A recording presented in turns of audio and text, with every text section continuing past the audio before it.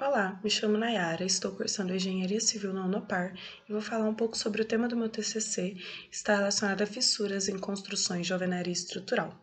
No decorrer dessa apresentação, irei falar sobre o conceito de alvenaria estrutural, de fissuras, suas classificações e métodos de prevenção e solução.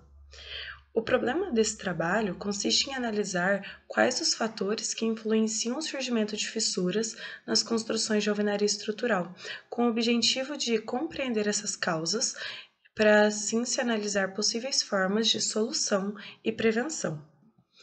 As edificações de alvenaria estrutural são basicamente uma combinação dos elementos de alvenaria. Elas possuem tanto a função de vedação quanto a função estrutural.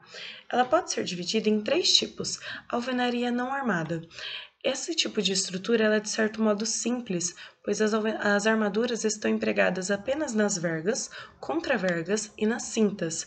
Elas são empregadas em menores quantidades, pois estão ali apenas para controle de fissuração. A alvenaria armada, ela precisa atender às necessidades estruturais, então são empregadas armaduras nas alvenarias para resistir às tensões de tração e cisalhamento.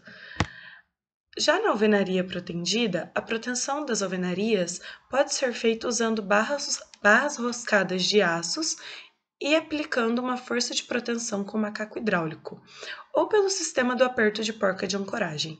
Após realizada, a gente tem que verificar se a força de proteção necessária foi atingida, podendo essa verificação ser feita através da utilização de arruelas especiais com torquímetro ou a partir de um sistema de bomba manual e macaco de proteção de barras.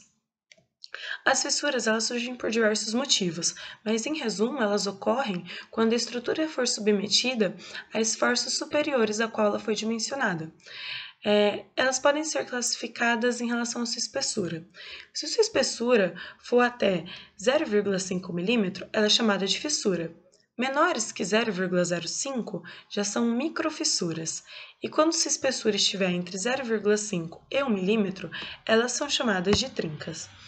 Em relação às suas atividades, as fissuras ativas são aquelas que sofrem variações de abertura e fechamento em sua espessura, onde pode ser classificada como sazonal, quando não apresentar risco estrutural, ou progressiva, onde a fissura tem uma abertura crescente, podendo representar risco estrutural para edificação. Já as fissuras passivas, elas não sofrem variações intensas ao longo do tempo. Dessa forma, elas são aberturas estabilizadas. As fissuras classificadas em relação à sua direção podem ser horizontal, vertical ou inclinada. Já sobre a sua forma, as fissuras isoladas, elas seguem uma direção predominante, diferente das disseminadas, que apresentam aberturas superficiais mais dispersas. A classificação das fissuras em relação às suas causas, os motivos que originam elas.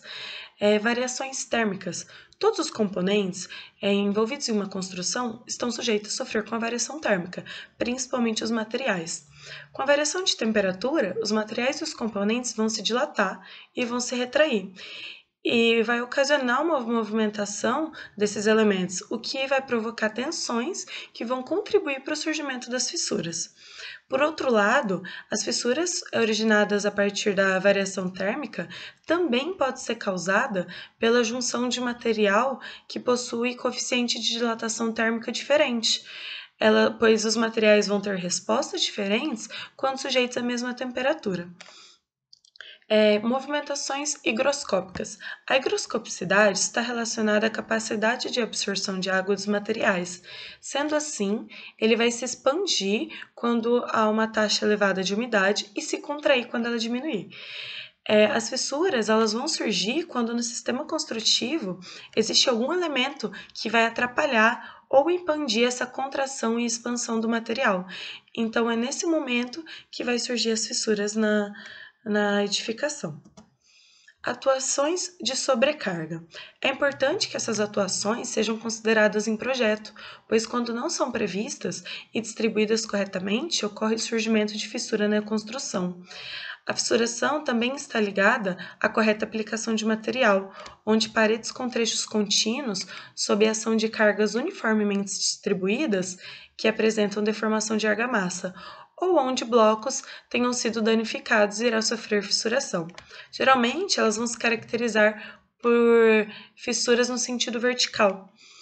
No entanto, quando há presença de cargas verticais concentradas, como mostra a primeira imagem, é necessário realizar a correta distribuição desses esforços para que não haja esmagamento localizado. Caso contrário, a edificação vai apresentar fissura partindo do ponto de transmissão da carga, sendo essa fissura observada no sentido diagonal. As fissuras que surgem a partir de recalque de fundação geralmente se encontram próximo ao pavimento térreo, porém elas podem se estender para os demais pavimentos, dependendo da gravidade da situação. Os motivos que vão levar ao recalque de fundação são basicamente o tipo de comportamento do solo, a estrutura da edificação, estrutura e componentes de fundação, e também falha de projeto, rebaixamento de lençol freático, falta de homogeneidade do solo, compactação diferenciada de aterro e influência de fundações vizinhas. A fissuração causada por retração ocorre porque a retração é um fenômeno ao qual os materiais estão submetidos.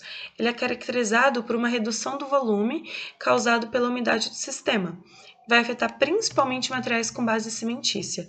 Até que se atinja uma estabilidade na umidade, esses materiais à base de cimento vão perder água constantemente, resultando em uma perda do volume do elemento, o que com o tempo vai ocasionar o encurtamento desse material e, consequentemente, vai originar a fissura. No entanto, essa retração pode ser classificada de 3 formas. Retração química, que é quando ocorre uma reação química entre a água e o cimento, causando a perda de volume do elemento. A retração por secagem. Concretos e argamassas normalmente são separados com excesso de água, que irá permanecer livre no interior da massa. Quando a evaporação dessa água ocorrer, consequentemente vai ocorrer a retração, que vai originar a fissura. E a retração por carbonatação, ela acontece quando o cal hidratado reage com o gás carbônico presente no ar, formando carbonato de cálcio, gerando uma retração do volume. As fissurações ocorridas por alteração química, elas acontecem com mais frequência, são as de hidratação retardada de cálice e ataque por sulfato. A hidratação retardada de cálice ocorre quando houver a umidificação do elemento ao longo de sua vida útil por conta de elementos com cal mal hidratado. A tendência é que os óxidos livres presentes nesse cal venham a se hidratar, aumentando o seu volume e gerando consequentemente uma fissura no local. Ela se manifesta principalmente em revestimentos com argamassa. Já em fissuras por ataque por sulfato, há um constituinte do cimento que é conhecido como aluminato tricálcico, que reage com sulfatos em solução, gerando sualuminato tricálcico ou intríngita, sendo essa uma reação que vai ocasionar uma grande expansão no elemento, resultando na fissuração da estrutura. E também as fissuras podem ocorrer por incompatibilidade entre projetos complementares, principalmente projeto arquitetônico, estrutural e de fundação, já que essa discrepância pode levar a tensões que excedem a resistência dos materiais e resultando no surgimento de fissuras. Para a gente poder pensar em solução, primeiramente é necessário realizar um completo diagnóstico da fissura, para então analisar uma forma de reparo para suprir ou minimizar o problema. Algumas formas conhecidas de recuperação são: em paredes revestidas, pode-se utilizar a tela de estuque inserida na argamassa e fixada na alvenaria com pregos ou cravos. Também pode-se adotar juntas de movimentação em paredes longas, utilizar tela de nylon ou poliuretano coberta por tinta elástica à base de resina clínica no local onde ocorreu a fissura. E em caso de fissuras originadas devido à distribuição incorreta de carga, a recuperação deve ser realizada com a introdução de armadura nas paredes, posicionada perpendicularmente à fissura e chumbada com argamassa. Já considerando as causas mais frequentes, as prevenções mais comuns para as fissuras são as sondagens de boa qualidade, considerar intertravamento entre os componentes isolados da fundação, uso de materiais flexíveis e deformados para aqueles componentes que vão sofrer dilatação e retração, evitar cargas excêntricas, distribuir as cargas concentradas por meio de coxins, evitar a presença de água na alvenaria acabada, realizar uma boa impermeabilização é fundamental, assim como adotar juntas de controle e nidificação, entre várias outras formas de prevenção que existem para as fissuras. Os prédios de alvenaria, eles são complexos e também são um método construtivo bem antigo, só que, como toda construção, ele está sujeito a sofrer manifestação patológica. Porém, com os estudos contínuos que são realizados ao longo do tempo, esse método construtivo vem sempre inovando, o que eleva o seu nível tanto em tamanho como desempenho e qualidade. No entanto, é de suma importância ter conhecimento das possíveis manifestações patológicas que esse método construtivo pode sofrer. As fissuras são um tipo de manifestação comum nessas edificações. Portanto, é importante conhecer os tipos e as causas das fissuras, para que seja pensado logo no começo da construção as formas de prevenção. Ou então, caso ocorra o surgimento dessas fissuras, o processo de identificação da causa seja facilitado, para que então sejam analisadas formas de recuperação da estrutura. Essa foi a apresentação do meu TCC sobre fissuras em construção de alvenaria estrutural.